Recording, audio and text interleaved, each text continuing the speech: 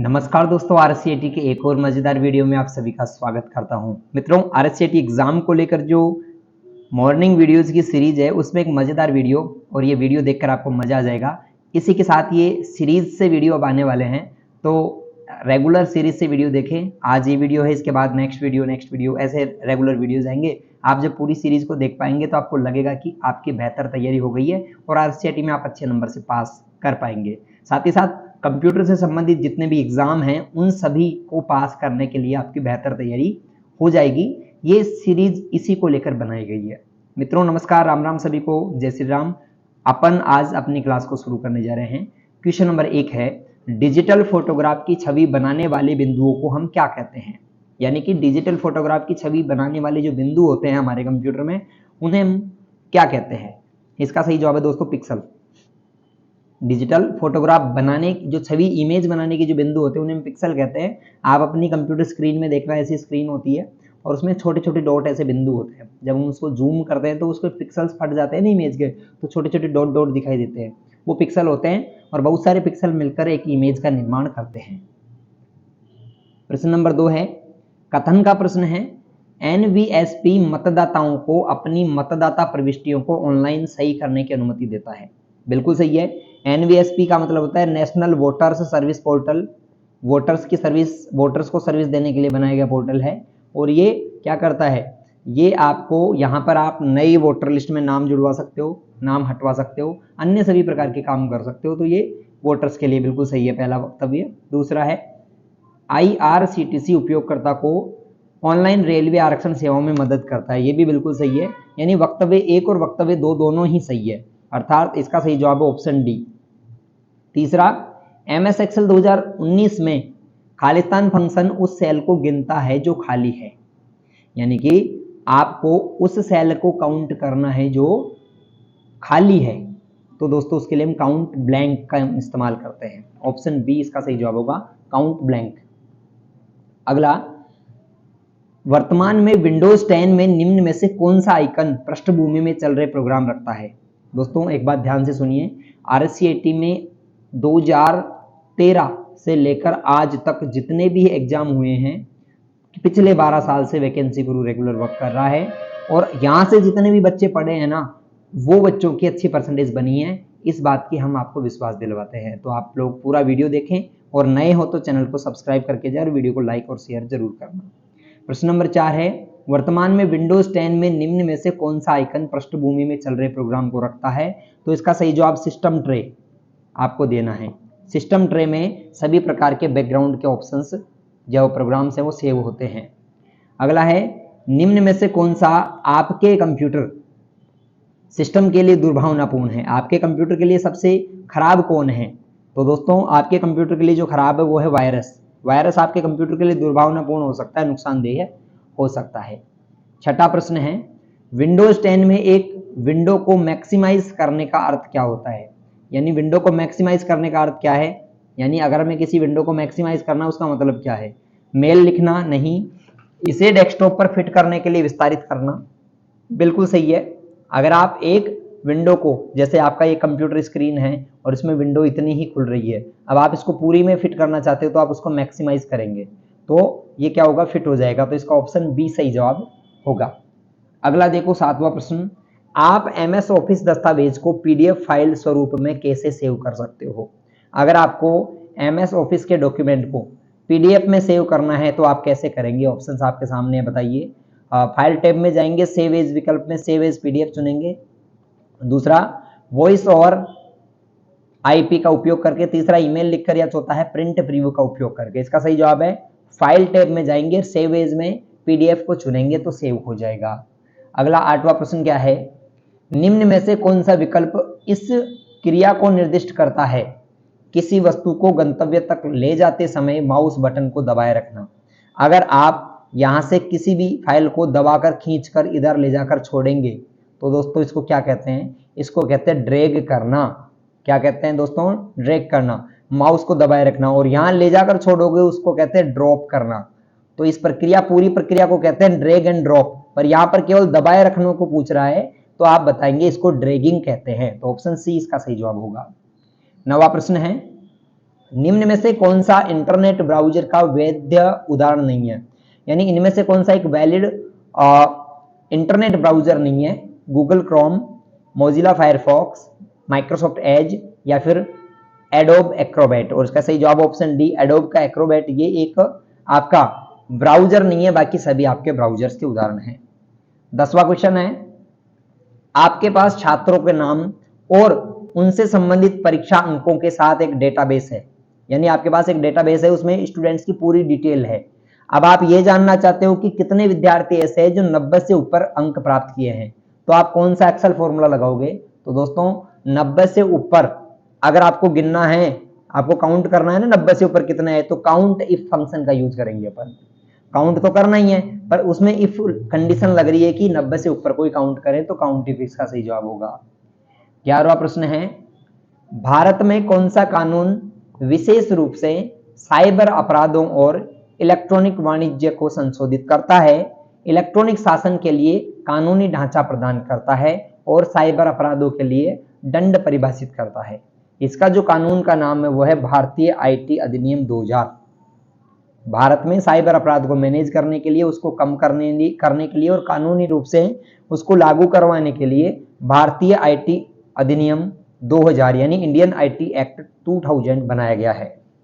अगला है, विंडोज 10 में कौन सी अंतर्निहित यानी इनबिल्ट उपयोगिता उपयोगकर्ता को स्क्रीन पर किसी भी वस्तु के स्क्रीनशॉट को छवि के रूप में कैप्चर करने की अनुमति देता है? यानी कि अगर आप अपनी स्क्रीन का स्क्रीनशॉट लेना चाहते हो कंप्यूटर स्क्रीन में, तो आप कौन सी शॉर्टकट की का प्रयोग करेंगे, यह आपसे पूछ रहा है, या फिर किस ऑप्शन का आप प्रयोग करेंगे? ऑप्शंस हैं कैलकुलेटर का, मैथ इनपुट पैनल का, स्निपिंग टूल या कमांड प्रॉम्प्ट। इसका सही जवाब है दोस्तों स्निपिंग टूल। स्निपिंग टूल से आप क्या कर सकते हो, किसी भी फाइल या फिर प्रोग्राम का स्क्रीनशॉट ले सकते हो, तो ऑप्शन सी इसका सही जवाब है। आगे, और दोस्तों इस वीडियो के एंड में आपको ये बताना है कि पूरे 35 प्रश्नों में से कितने प्रश्न आपके सही हुए, ठीक है। 13वां, माइक्रोसॉफ्ट एक्सेल में सेव एज जो डायलॉग बॉक्स होता है, खोलने के लिए शॉर्टकट क्या है?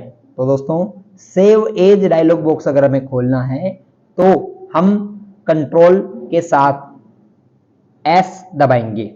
अब देखो आप बोलेंगे सर सेव एज के लिए तो F12 शॉर्टकट होती है, पर एक बात याद ध्यान रखो, जब हम कंट्रोल के साथ एस दबाते हैं तो क्या खुलता है? सेव खुलता है। पर याद रखना जब किसी फाइल को पहली बार सेव किया जाता है तो सेव एज खुलता है, सेव बॉक्स नहीं खुलता, यानी बॉक्स का नाम सेव एज होता है तो वही खुलता है। तो ऑप्शन इसका ए सही जवाब यहां पर इस प्रकार रहेगा।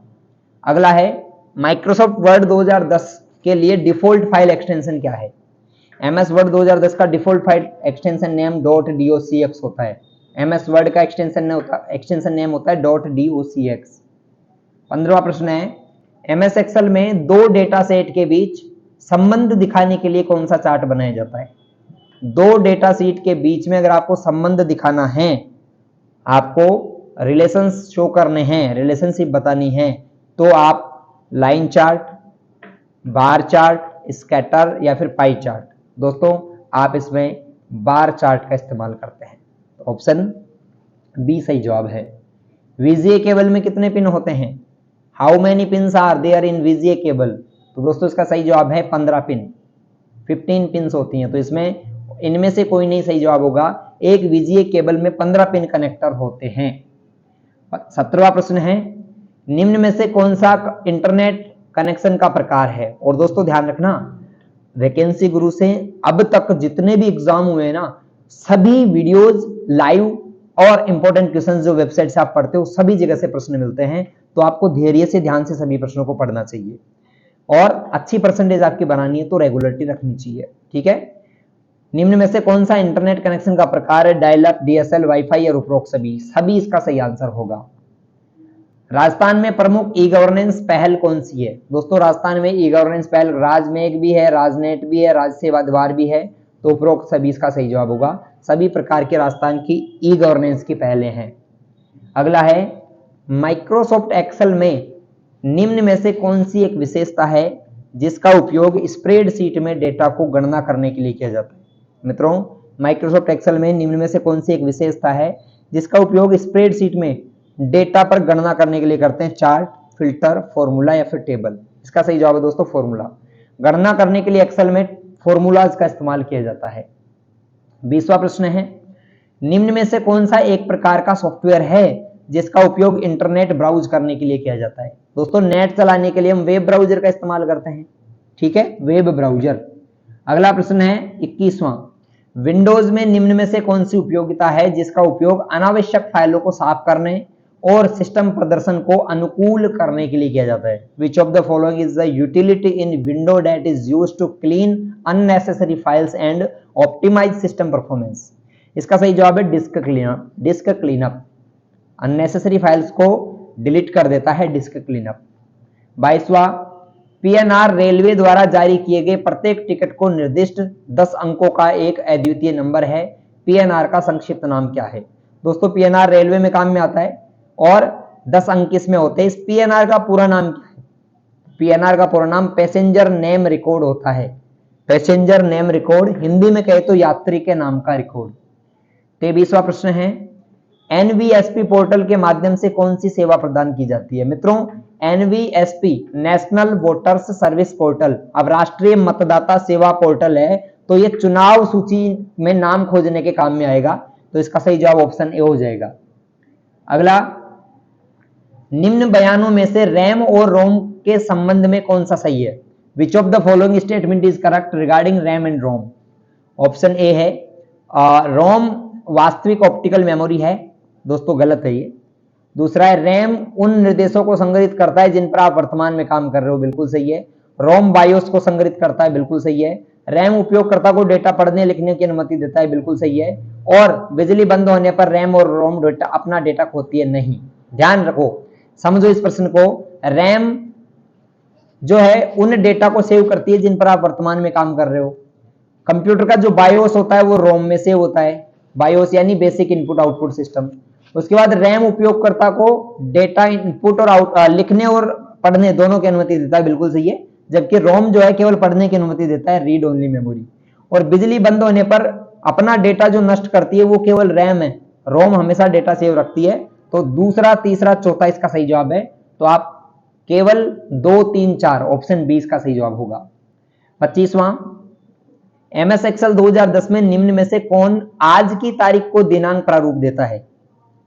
यानी आज की तारीख निकालनी है एक्सेल में, तो आप equal to day bracket open off का यूज करेंगे। Option B equal to day bracket open off. 26वां प्रश्न है, निम्न में से सबसे उपयुक्त विकल्प चुनिए। निम्न में से आपको सबसे बेस्ट विकल्प चुनना है। डेबिट कार्ड और क्रेडिट कार्ड का उपयोग इलेक्ट्रॉनिक भुगतान प्रणाली में किया जाता है, बिल्कुल सही है। ओएमआर का मतलब केवल मैग्नेटिक रीडर है, गलत। स्काइप सिस्टम सॉफ्टवेयर का एक उदाहरण है, गलत। प्रिंटर की आउटपुट गुणवत्ता को एचजेड में मापते हैं, ये भी गलत है। तो इसका सही जवाब जो है ऑप्शन ए होगा। डेबिट कार्ड और क्रेडिट कार्ड का उपयोग ऑनलाइन डिजिटल भुगतान में किया जाता है। आधार कार्ड में कितने अंक होते हैं? सबको मालूम है, आप एग्जाम में आधार कार्ड लेकर जाते हो ना, वहीं पे गिन लेना कितने नंबर होते हैं, आप सबको मालूम चल जाएगा, 12 नंबर होते हैं, ठीक है। ये तो प्रश्न याद भी नहीं करोगे तो भी चलेगा। अगला, एमएस वर्ड 2010 में कौन सा रिबन टेब विकल्प आपको दस्तावेज में टेबल, चित्र और चार्ट जोड़ने के लिए काम में आता है? यानी रिबन में, एमएस वर्ड में कहां से आप टेबल, चार्ट, पिक्चर्स इंसर्ट कर सकते हो, ले सकते हो, ठीक है ना। Which ribbon tab is in MS Word 2010 contains option for adding table, picture and chart to your document? इसका सही जवाब इंसर्ट टेब होगा। 29वां प्रश्न है, एमएस वर्ड 2010 में दस्तावेज सेव करने की डिफॉल्ट एक्सटेंशन क्या होता है? ठीक है, एमएस वर्ड में आप डॉक्यूमेंट सेव करोगे तो उसका डिफॉल्ट एक्सटेंशन होता है .docx। 30वां क्वेश्चन है, एमएस वर्ड 2010 में दस्तावेज में पंक्ति की शुरुआत में तेजी से जाने के लिए कौन सा बटन दबाते हो? दोस्तों अगर आप किसी लाइन में यहां पर हो और आप यहां पर पहुंचना चाहते हो एक ही बटन दबाकर, तो होम बटन दबाओ, और पीछे लास्ट में पहुंचना चाहते हो तो एंड बटन दबाओ। तो आपको शुरुआत में पहुंचना है तो आप होम बटन दबाएंगे। 31, पावर पॉइंट 2010 में किस रिबन टेब में टेक्स्ट, छवियां और वीडियो स्लाइड शो में डालने के कमांड होते हैं? सबको मालूम है, वीडियो लो, ऑडियो लो, साउंड लो, ये सब इंसर्ट टेब में होता है। पावर पॉइंट 2010 में स्लाइड सॉर्टर व्यू क्या काम में आता है? दोस्तों स्लाइड सॉर्टर व्यू स्लाइड्स को छोटा छोटा थंबनेल में दिखाई देता है, इसमें दिखाई देता है, ताकि स्लाइड्स को हम रीअरेंज कर सकें, किसी को कहीं पे भी उठाकर रख सकते हैं। तो प्रेजेंटेशन में स्लाइड को फिर से व्यवस्थित करने और संगठित करने के लिए। तो इसका सही जवाब ऑप्शन आपका बी हो जाएगा।